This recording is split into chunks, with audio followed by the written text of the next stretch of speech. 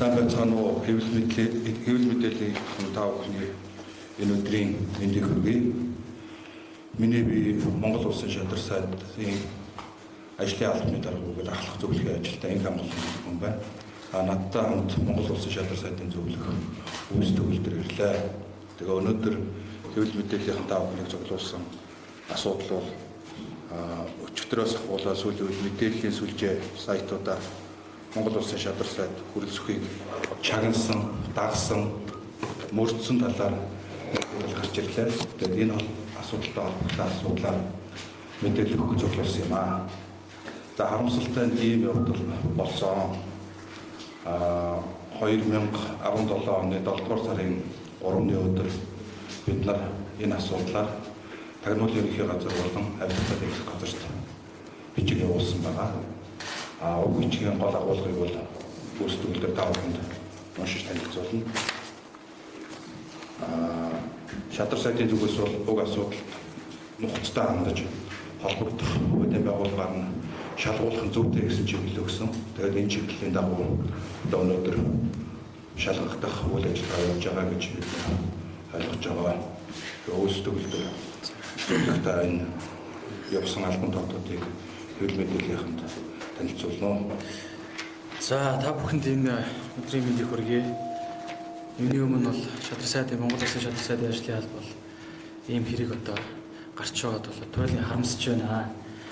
Ингээд бол та бүхэнд хариуцлагатайгаар хэлэхэд энэ мэдээлэл бичгийн хуулиар болон CD хуулбараар шадар сайдын ажлын албанд бол өнгөрсөн ерөнхийлөгчийн сонгуулийн үеэр санал хураалт бидэнд ирсэн нь үнэ. Ингээд бид бүхэн одоогоос 1 сарын өмнө буюу 7 сарын 3-ны өдөр Тагнуулын ерөнхий газар болон архитектор тэнцэх газар биш явуулсан. Энэхүү мэдээллийг сонгуулийн үеэр авсан даруйда Монгол Улсын шадар сайдад танилцуулсан. Ингээд шадар сайд хүрэлцэх болохоор хууль хяналтын байгууллагууд, холбогдох байгууллагуудад болохоор шалгуулаа гэсэн үүргийг бидэнд өгсөн. Ингээд бидэнд өгсөн үүргийн дагуу 7 сарын 3-ны өдөр буюу одоогоос 1 сарын өмнө Тагнуулын ерөнхий газар болон авилгын тэмцэх газарт өгсөн бичгийг та бүхэнд танилцуулъя. Та бүхэнд бас бүх сэтгүүлч болгонд бол гар дээр тань болгохоор авчирсан байгаа. За ингээд Тагнуулын ерөнхий газрын дарга хурц танаа хүсэл гаргах тухай Монгол Улсын шадар сайд хүрэлцэхийн амь нас, эрүүл мэнд, нэр төрд халдах зохион байгуулалттай үйл ажиллагааг Монгол Улсын нэр бүхий иргэд зохион байгуулж байж болзошгүй гэж үзэж байгаа тул уг асуудлыг хууль тогтоомжийн хүрээнд нэгтлэн шалгаж зохих арга хэмжээг яаралтай авна уу гэсэн энэхүү бичгийг бол одоо ахлах зөвлөх инх хамгааллын гарын үсэгт хамгаалтайгаар одоо Тагнуулын ерөнхий газрын хурц дарагт бол 7 сарын 3-ны өдөр бол хүргүүлсэн байгаа. За авилгын тэмцэх газрын дарга инх жаргал дарагт мөн 7 сарын 3-ны өдөр буюу одоогоос 1 сарын өмнө Монгол Улсын шадар сайд хүрэлцэх амнаас эрүүл мэнд, нэр төрд халдах зохион байгуулалттай үйл ажиллагааг нэр бүхий албан тушаалтан зохион байгуулж болзошгүй гэж үзэж байгаа тул уг асуудлыг хууль тогтоомжийн хүрээнд нэгтлэн шалгаж зохих арга хэмжээг яаралтай авна уу гэсэн энэхүү бичгийг хүргүүлсэн.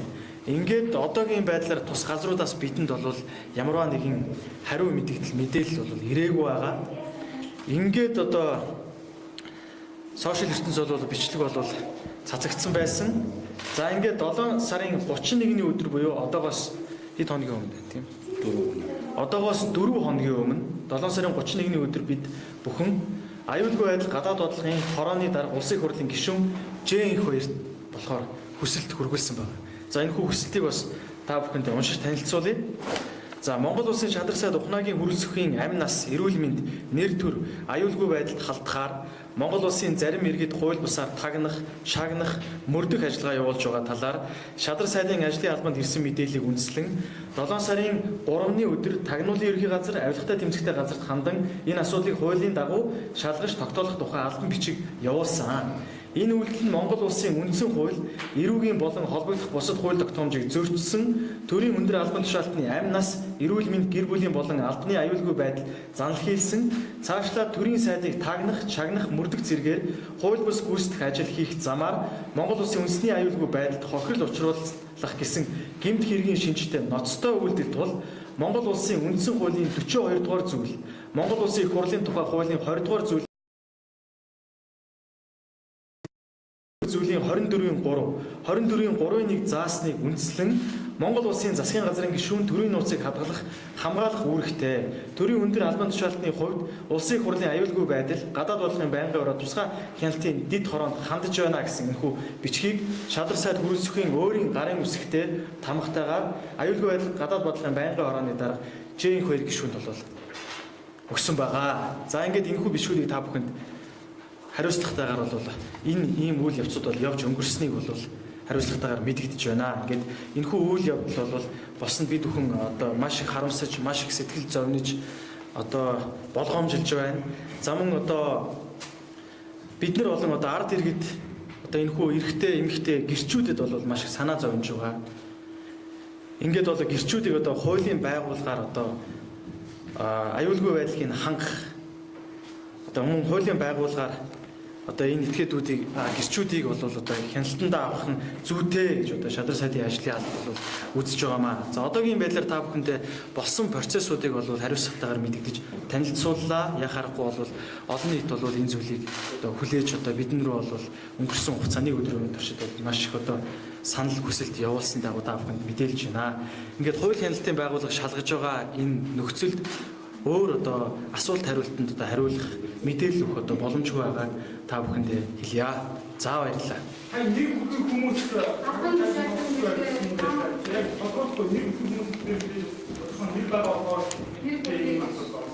За энэ асуудлыг хууль хяналтын байгууллагаас та бүхэнд мэдээлэх баха. За мөн аюулгүй байдал, гадаад бодлого, байнгын хорооны дарга энх хоёр одоо гишүүнд бас бид хүн хөргүүлсэн байгаа. Ингээд цаашдаа та бүхэнд цаг үе одоо алдалгүй та бүхэнд цаг дараа бүр одоо мэдээллийг өгч явах болно. За минь түрүүн бас хэлсэн хууль хяналтын байгууллага одоо ажиллагаа явуулж байгаа, шалгаж байгаа тохиолдолд бол нэмэлт бол мэдээлэл өгөх бол бидэнд бол ирэх байхгүй гэдгийг та бүхэн хэлмээр байна. За баярлалаа. За баярлалаа. Та бүхэн энэ юунууд хараад өгч тийм ээ мэдээлэл өгөх.